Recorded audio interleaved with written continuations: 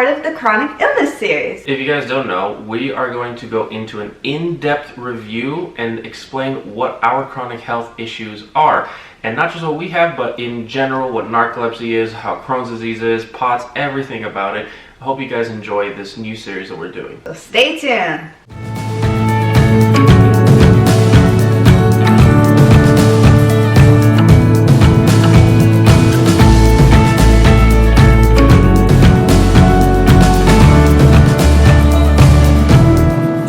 So for today's chronic illness vlog, we are going to be talking about hyperacusis. This is a condition that is kind of near and dear to me because it is not known whatsoever. So I'm here to spread some education for you guys.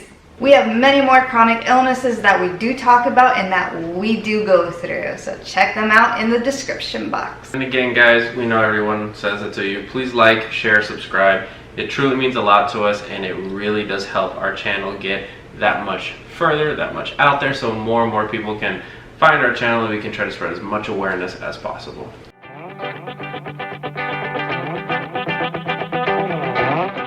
Hyperacusis is actually the inability to tolerate ordinary noises. It is a hearing disorder that results in difficulty tolerating sounds that would not bother most people.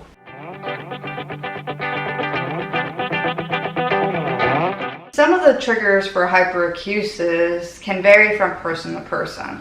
It can be a head injury to viral infection, neurological disorder. Sounds are perceived as being much louder than they would be by someone without the disorder. Depending on the person, loud sounds, certain basses, pitches, like music, concerts, fireworks, anything that you can think of as loud, can be painful for someone with hyperacusis.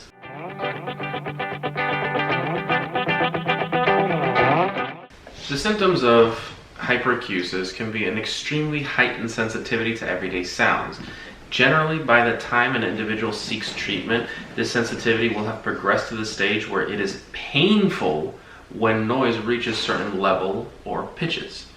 This will have a significant impact on your quality of life, making it difficult to carry out just any daily activities and socialize in situations where an ambient noise reaches their threshold. You know, another very common symptom is ringing in the ears, also called tinnitus. Personally, the first time I went into the doctor's office kind of complaining about this, I thought I was crazy. Yeah. I will not lie, I was embarrassed to bring it to my doctor.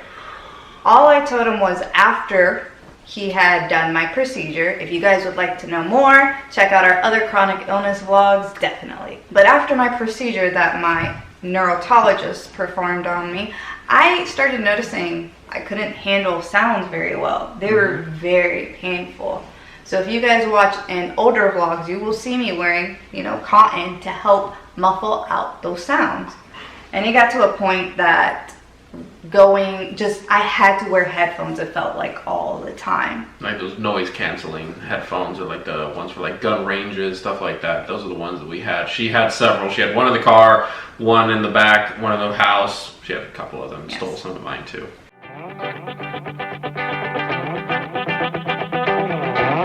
Sadly for hyperacusis, there is no cure. There is really nothing to help, but there is somewhat of therapy to definitely help you get through this, such as sound therapy. Which is weird and kind of unusual, but it actually does exist. This type of treatment involves listening to low-level white noises to gradually improve the ability to hear sounds. I will not lie, guys, this is what I did. I didn't tell anybody my process. I just took them out and I dealt with just mainly silence in the house. And little by little, I went outside, got used to things.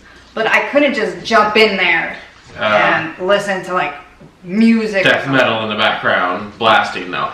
It was a process that once Janice did tell me about it, I was very supportive and happy that she was doing it. And it did take a long time, about a few months, better part of a year, pretty much. So it was something I worked in myself, but I will not lie, guys, I still do have issues with noises. Certain reflections of sound bouncing off walls bothers me, echoes. So basses are still a big issue for me as well. Yeah, music, exhausts of cars.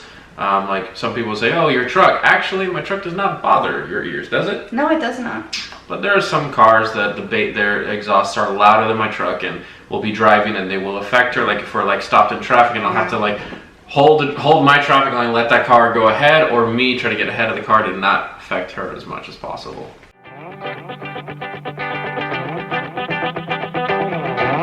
Now, patients with hyperacusis typically first will receive an exam and a hearing test from an otolaryngologist. Now, that's a ENT doctor. Now, those tests can be done by an audiologist or the doctor themselves, and that's going to help them, get a good baseline to determine where your hearing is at, and then they can try to determine what pitches is where it starts to hurt and actually give you the pain. So, just for you guys to know, for this side of my ear, is this my left or my right? That's your left. My left, I don't know my side. Sorry guys. This side, I definitely have 60% hearing, So 40% hearing loss in her left ear. My right, I believe it's at, I'm going to be optimistic and say 80. Yeah, I was going to say, you're about like 75 to 80%. So she has about 40% hearing loss in her left and about a 20-25% hearing loss in her right ear. Yes.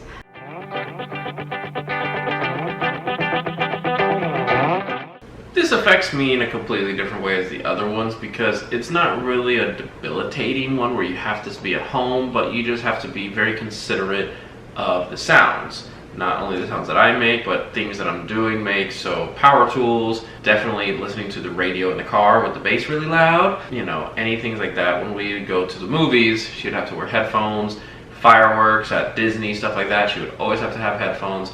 And it actually, pissed her off really bad, she won't say it. We went to Universal one day, and I totally forgot the headphones at home. Oh my god, yeah, I was mad. So she was pissed.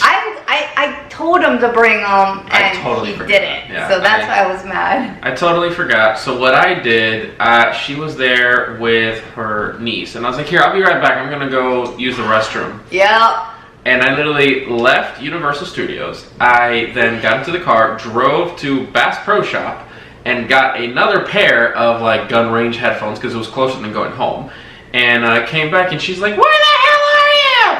And I'm like, "Oh babe, I'm coming. Don't worry, I have diarrhea." Yeah, I'm on my way. Don't worry about it. And then an hour and a half later, I show up. It took a long time, but I was running through City Walk too. And I had to go get her new headphones. That was so sweet. Mm-hmm. I couldn't be mad after that. I was like, dang it, he did too good.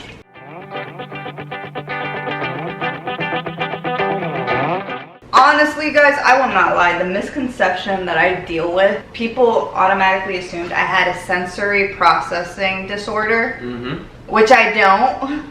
Not that I'm aware of. I can't say I don't, but I've never been diagnosed, so. Never been a candidate for it, that's why. I don't know. But anyway, so never assume that somebody has headphones and it's something with autism, sensory processing disorder, which are more common-ish, but don't ever assume because everything is invisible. You really don't know. There are conditions such as myself that are ear-based, and they're not common, and that's why I am here to spur awareness about it, guys. These things do cause issues. Earballs. Cheryl and or Carol. Taunt. Now, people with hyperacusis regularly experience depression, anger, because of their noise intolerance. There is no medical consensus on what exactly causes hyperacusis. We do know that it's associated with tinnitus, and in fact around 50% of the people living with tinnitus also go on to develop sensitivity to noise. So guys, do not feel discouraged if you feel like you have some form of noise intolerance, It is actually more common than you think. So once again, everybody is different, but this could be something to look into if you feel like you're a candidate. There's no shame in talking to your doctors and being upfront. Sadly, I was a little scared of it, but once I confronted it with my doctor, he made me feel so good. Oh yeah. He was just like, this makes total sense, yes! Certain noises hurt you, but then others don't. I really thought I was crazy. So guys, once again, you are not alone, and we are going to keep making some chronic illness videos for you guys, so stay tuned. So guys, for now, adieu and goodbyes!